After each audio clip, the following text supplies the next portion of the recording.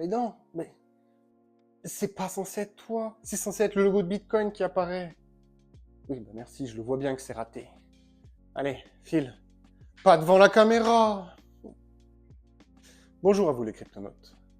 Aujourd'hui, je vous propose de faire le point sur le marché des crypto-monnaies. Il y a eu des bonnes news récemment qui sont apparues et pourtant le marché soit latéralise, soit corrige. Ce qui est bizarre. Et je pense que vous devez vous poser quelques questions sur l'endroit où nous sommes situés sur ce marché. Dans un premier temps, dans cette vidéo, nous allons voir justement les bonnes news et je vais vous donner mon avis par rapport à ça. Nous allons dans un deuxième temps nous tourner vers la DeFi, savoir un petit peu ce que nous pouvons faire actuellement. Et dans un troisième temps, nous allons voir des crypto-monnaies que je trouve très intéressantes, qui sont actuellement sur zone d'achat et qui pourraient très facilement intégrer votre portefeuille.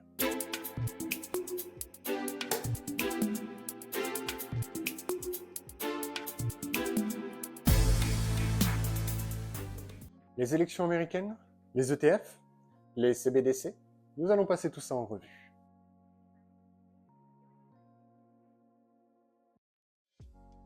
L'ETF Spot Ethereum a été accepté. Et c'est une bonne nouvelle, voire même une petite victoire pour le monde des crypto-monnaies. Mais quand on regarde un petit peu comment ça s'est passé, on voit que ça a été fait dans la précipitation. Dans un premier temps, personne n'imaginait que cette acceptation spot pouvait être acceptée au mois de mai, puisque personne n'avait de nouvelles. C'est seulement 2 ou 3 jours avant qu'il y a eu de l'engouement parce que la SEC a demandé aux demandeurs de se dépêcher de remplir les documents. Personnellement, j'imaginais plus que cette acceptation allait être au mois d'août, et que ceci allait pouvoir relancer le bull run. C'est très bien qu'il soit accepté, et c'est même très bénéfique. Par contre, il est accepté, mais pas encore listé. Il reste encore quelques papiers à signer. Et si nous comparons cette acceptation d'ETF Spot Ethereum à l'acceptation des ETF Spot Bitcoin, nous remarquons quelques divergences. Pour l'ETF Spot Bitcoin, cela a mis beaucoup de temps à être accepté. L'ETF Ethereum a été beaucoup plus rapide. Certainement parce que les bases de la documentation étaient déjà instaurées par l'ETF Spot Bitcoin. Le premier ETF crypto-monnaie à être accepté étant Bitcoin, il a ouvert la voie aux autres et donc la base documentaire est déjà établie. C'est pour ceci que Ethereum a été accepté plus rapidement. Cependant, avant que l'acceptation de l'ETF Spot Bitcoin soit officialisée, tous les papiers étaient au complet et tout était fait pour que le listing soit fait 3 ou 4 jours après son acceptation. Pour Ethereum, ce n'est pas le cas. Actuellement, nous n'avons aucune info sur les documents qui doivent être signés et quand est-ce qu'ils vont être signés pour le listing d'Ethereum. Dans tous les cas, l'ETF Spot Ethereum aura pour moi les mêmes conséquences que l'ETF Spot Bitcoin. Les institutions vont acheter cet ETF, vont l'intégrer à leur portefeuille et vont même l'intégrer dans les fonds de pension, tout comme l'est actuellement Bitcoin. Donc si vous avez de l'Ethereum, aucune raison de paniquer. Ne vendez pas vos Ethereum. Les institutionnels n'ont pas encore accès à l'ETF. Vous pouvez en acheter et déjà le stocker. Alors BlackRock commence déjà à faire des réserves. Mais est-ce que ces réserves seront suffisantes pour pouvoir pallier à la demande? Ne vendez pas vos Ethereum. Gardez-les précieusement. Autre news importante, les CBDC. Les monnaies numériques des banques centrales ne vont pas exister aux États-Unis. Grande nouvelle? Non, je ne crois pas. Alors, mon analyse reste très spéculative. Mais si les CBDC n'existent pas aux États-Unis, qu'est-ce qui fera office de dollar numérique? Il faudra bien quelque chose pour faire office de dollar numérique. Eh oui. Je pense que les stablecoins actuels seront considérés comme des dollars numériques, et notamment, potentiellement, Circle avec son USDC, qui pourrait être le grand gagnant de ce dollar numérique. On sait que Circle est très proche de la législation américaine, et on sait notamment que Circle a déjà gelé certains wallets qui étaient corrompus par de l'argent venant de hacks. Cela signifie que si vous voulez avoir un wallet considéré comme fiable, il faudra certainement signaler votre wallet au gouvernement. Alors, nous ne sommes pas des compatriotes américains, mais cela va nous toucher également. Je le rappelle, mon discours est ultra spéculatif et pour l'instant n'est que pure fiction. J'aimerais bien savoir dans quelques années si j'ai raison ou pas. Mais imaginez juste 2 minutes. Les stablecoins, notamment américains, sont considérés comme du dollar numérique. Il faudra bien penser que nous, en tant qu'Européens, quand nous voulons vendre des crypto-monnaies, que nous ne voulons pas payer d'impôts, puisque nous faisons souvent de l'achat-revente, nous repassons en stablecoin, et notamment sur de l'USDC, voire de l'USDT principalement. Imaginez juste 2 minutes que ces stablecoins soient considérés comme le dollar numérique. Cela signifie que lorsque nous vendrons des crypto-monnaies pour acheter de l'USDT, quand nous allons vendre nos crypto-monnaies pour prendre des profits en stablecoin, nous pourrions payer des impôts, et notamment la flat tax de 30% en France. Pour l'instant, pour éviter cette flat tax, nous convertissons en stablecoin. Nous devons payer cette flat tax seulement quand nous passons en fiat. Vous voyez où est-ce que je veux en venir? Et croyez-moi, les gouvernements sont assez tordus pour pouvoir avoir anticipé tout cela. Autre news importante que je vous avais déjà parlé il y a 1 an, et oui, je l'avais anticipé, c'était les élections américaines. Les crypto-monnaies font parler d'elles durant les élections et les candidats ont intégré les crypto-monnaies dans leur discours. C'est près de 50 millions d'Américains qui possèdent des crypto-monnaies et c'est une part de l'électoral qui n'est pas négligeable pour les élections américaines. Surtout que lors de la dernière élection américaine, c'est très peu de pourcentages qui ont séparé Joe Biden de Donald Trump. Donc si un candidat aux élections présidentielles souhaite être élu, il a plutôt intérêt à intégrer les crypto-monnaies à son discours, à clarifier la législation et à surtout être positif. Selon moi, les politiciens n'ont plus vraiment de programme électoral. Les élections américaines, voire même françaises, sont juste une parade de séduction pour essayer d'attirer un maximum d'électeurs. On est capable de dire n'importe quoi à n'importe qui du moment que cette personne vote pour nous. Oui, je pense aussi. Je vais m'arrêter là. Soyons concrets et regardons comment le marché a réagi face à ces news. Nous allons voir Ethereum en daily, Bitcoin en daily et le Total 3 en weekly. Ethereum en daily. Il y a eu un gros pump sur Ethereum suite à l'acceptation des ETF. Ensuite, une latéralisation du prix dans un range. Le RSI est passé sous la moyenne et nous remarquons que le RSI a du mal en daily à repasser au-dessus de sa moyenne. Il a d'ailleurs percuté sa moyenne et est actuellement en train de retracer. Du moment que le RSI ne repasse pas au-dessus de sa moyenne, il y a peu de chances de revoir Ethereum en phase haussière. Une latéralisation du prix ou une baisse du prix est plus à prévoir. Regardons maintenant Bitcoin, qui a également eu un gros pump, mais qui corrige bien plus que Ethereum. Nous remarquons, pareil, que le RSI est sous la moyenne en daily. Certes, il marque actuellement un W, mais il a du mal à passer au-dessus de sa moyenne. Du moment que le RSI n'est pas au-dessus de la moyenne, nous allons plus voir une latéralisation du prix ou une diminution. Regardons maintenant le Total 3. Le Total 3 en weekly est un petit peu différent. Le Total 3, qu'est-ce que c'est? Le Total 3, c'est la capitalisation des crypto-monnaies sans BTC et sans Ethereum. Le marché consolide et le RSI est au-dessus de la moyenne. Il semble prendre actuellement appui et le départ semble imminent. Cependant, attention, cela reste fébrile et une mauvaise news internationale peut très bien faire chuter le prix.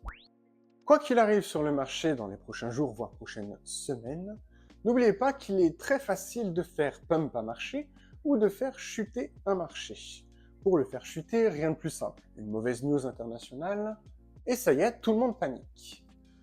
Le conflit israélo-palestinien existe depuis plus de 50 ans. Et pourtant, à chaque fois qu'un missile est tiré, les gens paniquent. Le conflit Ukraine-Russie existe depuis quelques années maintenant. Pareil, dès qu'un missile est tiré, tout le monde panique. N'oubliez jamais que dans l'investissement, le pire ennemi est votre émotion. Euphorique, vous achetez, apeuré, vous vendez.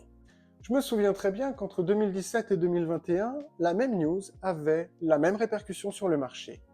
La Chine a banni au moins 5 fois les crypto-monnaies de son territoire. Restez factuel. Actuellement, les ETF ont été acceptés. Les institutions vont se positionner sur Ethereum et attendent pour se positionner sur Ethereum. Les fonds de pension américains vont investir dedans, tout comme ils ont investi sur Bitcoin. Et la peur ne devrait pas vous faire vendre. Attention à bien interpréter mes propos. Du moment que le listing ETF Ethereum n'est pas acté, il y a peu de chances de voir le marché repartir à la hausse. Et lorsque le listing sera effectué, nous verrons exactement les mêmes news et les mêmes analyses que lorsque le Bitcoin a été accepté en spot. Ceci étant, il y a peut-être quelque chose à faire sur la DeFi.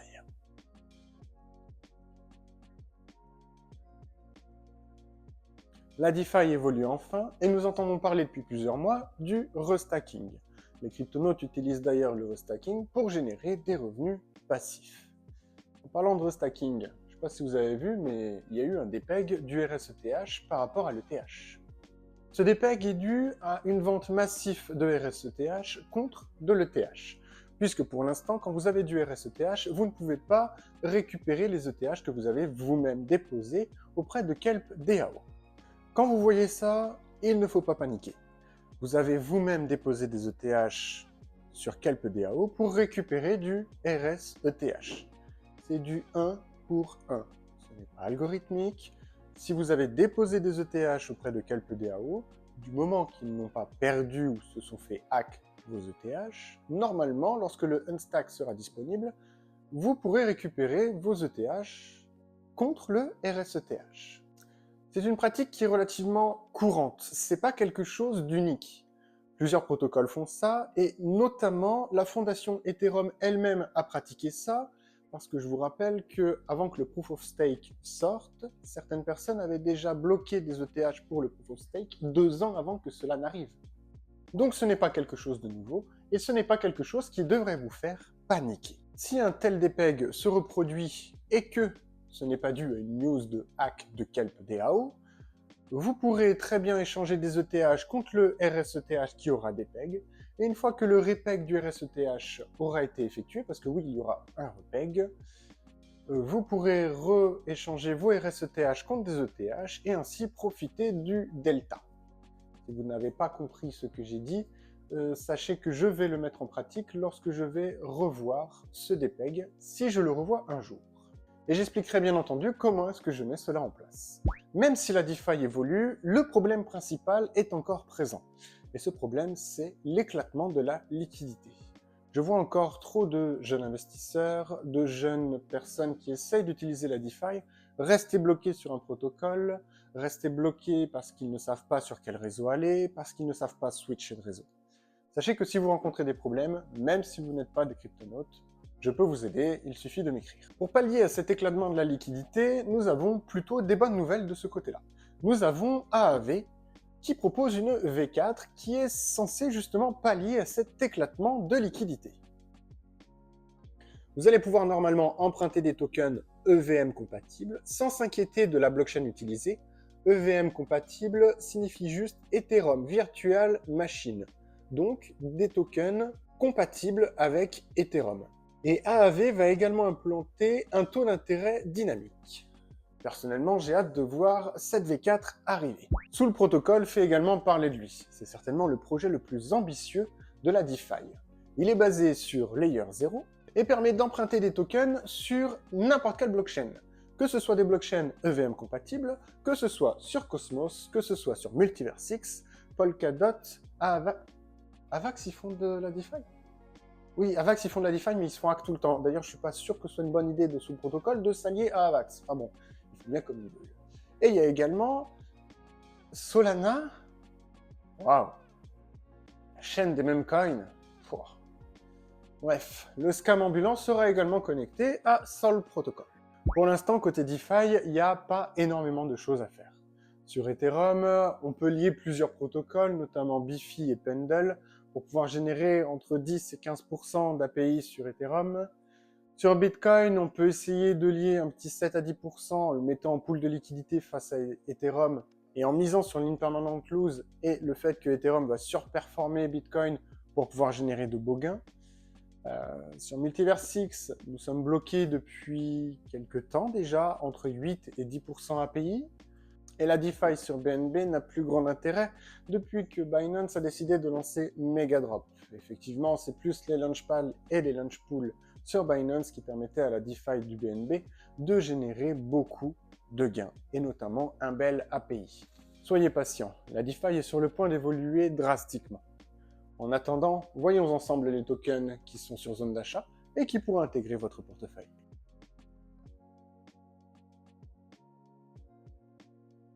Avant de passer sur les graphiques, sachez que je ne suis pas conseiller financier. Vous êtes le seul responsable de vos actes. Quand je dis qu'un token est sur zone d'achat, cela ne signifie pas qu'il faut faire all-in dessus. Non. Cela signifie juste que c'est une opportunité d'achat à confronter avec votre stratégie d'investissement. Et si tu n'as pas de stratégie d'investissement, eh ben, je sais pas. On va commencer par STX. L'analyse des tokens a été effectuée le jour du tournage, soit dimanche dernier. Malheureusement, certains de ces tokens, notamment STX, a quitté sa zone d'achat. Mais je tenais quand même à mettre cette analyse dans la vidéo, de façon à ce que vous puissiez voir comment est-ce que j'analyse les tokens, comment est-ce que je prends position, et comment est-ce que le token évolue par la suite. Ici, nous voyons que STX était un bon trade à effectuer. Qui forme actuellement un W avec la moyenne qui rejoint le RSI. D'ailleurs, le RSI est à 51, c'est donc une belle zone. Car la zone des 50 marque souvent un support. Parlons maintenant de Injective. Le prix est au-dessus de la moyenne 7, le RSI est à plat et repasse au-dessus de la moyenne également. Attention cependant à la zone des 15-20 $ qui pourrait être retestée en cas de dernière jambe baissière. Parlons maintenant de Rivest Finance, qui est en période de latéralisation depuis plusieurs semaines. Rivest Finance, c'est un token qui est lié au RWA. C'est un projet très peu capitalisé et qui est très prometteur. Il est très volatile et vous pouvez l'intégrer à votre portefeuille à hauteur de 1 ou 2% sans aucun problème. Passons maintenant à IMX. IMX qui est un token lié au gaming. Le RSI reteste actuellement la moyenne. Alors, ma méthode, elle est peut-être simpliste, et pourtant, elle me permet de vivre depuis plusieurs années. À chercher trop compliqué, on perd souvent le setup parfait. Passons maintenant à TAO. Certainement le token le plus explosif lié à l'intelligence artificielle. Le RSI est en rebond sur la zone des 50, rejeté par la moyenne. Une traversée de la moyenne pourrait être un signal d'achat intéressant. En attendant, un petit DCA pour ceux qui ont envie d'accumuler ce token est relativement intéressant. Passons maintenant à TADA. Actuellement à la dérive, un unlock aura lieu début juin. Alors je voulais vous parler de ce token car souvent les petits portefeuilles se plaignent de ne pas avoir fait ou de ne pas pouvoir faire de gros multiples car ils ne rentrent pas assez tôt sur le projet.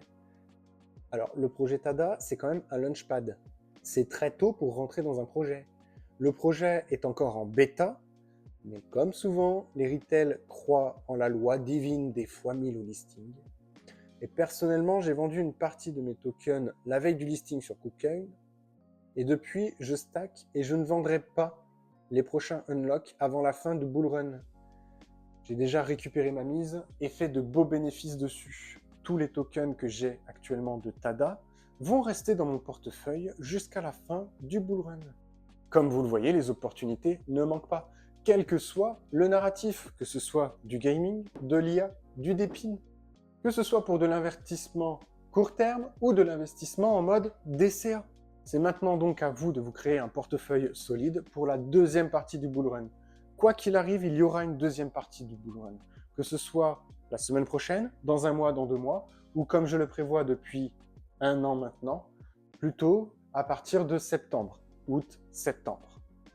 Dans tous les cas, je vous ai fait une vidéo ici pour vous permettre de construire un portefeuille solide, vous permettant de faire un x7. Dites-moi dans les commentaires si cette vidéo a été bénéfique pour vous.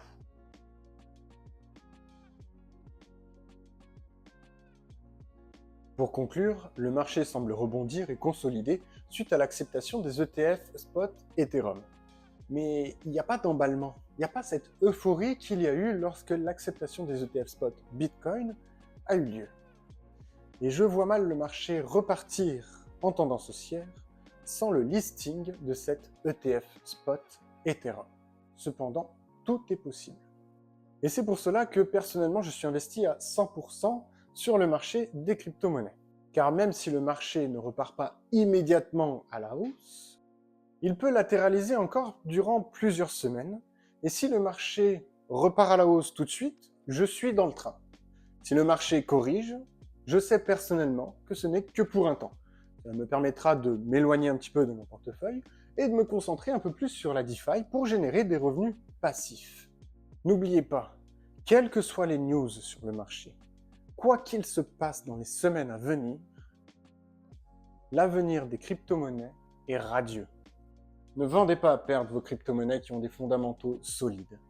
Bitcoin, Ethereum, non, il n'y a pas Solana. Non, Bitcoin, Ethereum, non, pas Solana. Sont deux crypto-monnaies qui, pour moi, sont sûres de faire des nouveaux plus hauts et sont peut-être les seules crypto-monnaies qui ont des fondamentaux assez solides qui seront là dans 5 ou 10 ans. Je vous dis à la prochaine les cryptonautes et rendez-vous sous The Moon.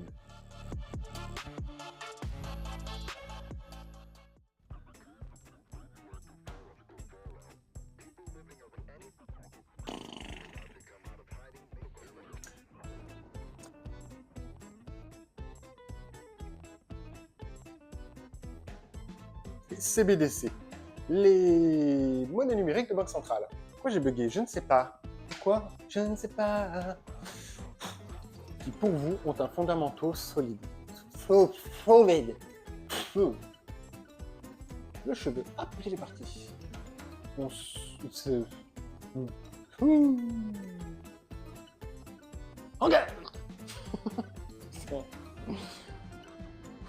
Je sens que c'est la fin, tu vois. Je sens que j'approche de la fin. Oui, je me parle à moi-même.